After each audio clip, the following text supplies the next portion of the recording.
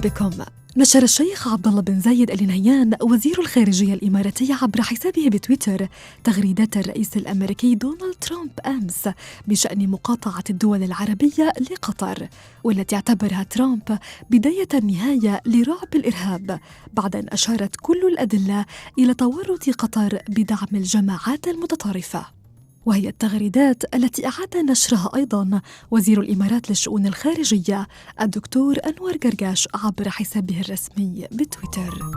وفي سياق الأزمة الخليجية القطرية أيضاً وتكشف خيانة قطر لدول التحالف العربي في اليمن وتواطؤها مع العدو الإيراني والحوثي، حسب ما أكدت وزارة الخارجية السعودية في فيديو نشرته عبر حسابها الرسمي بتويتر قبل يومين. يطلق المغردون الإماراتيون هاشتاغ لن ننسى دماء شهدائنا يا قطر. أسلوب إعطاء الإحداثيات للعدو الحوثي ليتم قتل 80 شخصاً من خيرة أبناء الإمارات، أليس هذا أسلوب غدر ضد الأخ والشقيق؟ لن ننسى دماء شهدائنا يا قطر. كيف ننسى تضحياتهم من أجل إعادة الأمن إلى الوطن المغدور؟ كيف ننسى اليوم الذي غدر بهم؟ عندما يكتب التاريخ عن تحالف العرب في تحرير اليمن وقصة كل شهيد سيذكر خيانة قطر ودعمها للحوثي. وإلى جدل جديد أثاره خبر بعنوان الحرس الثوري الإيراني يحمي أمير قطر داخل قصره.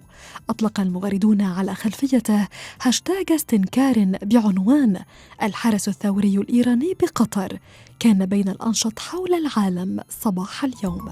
وإلى الجدل الأبرز الذي استحوذ على تويتر ظهر اليوم فور التفجيرات الانتحارية التي استهدفت البرلمان الإيراني وضريح الخميني.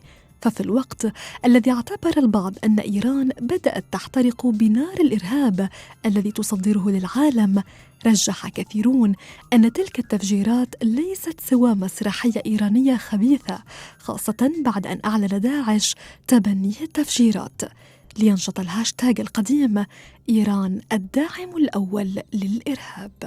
قضية إطلاق النار على البرلمان الإيراني وتفجير بمقبرة الخميني عمل استخباراتي إيراني مدبر شبه مستحيل الوصول دون المرور بتفتيش وتصريح.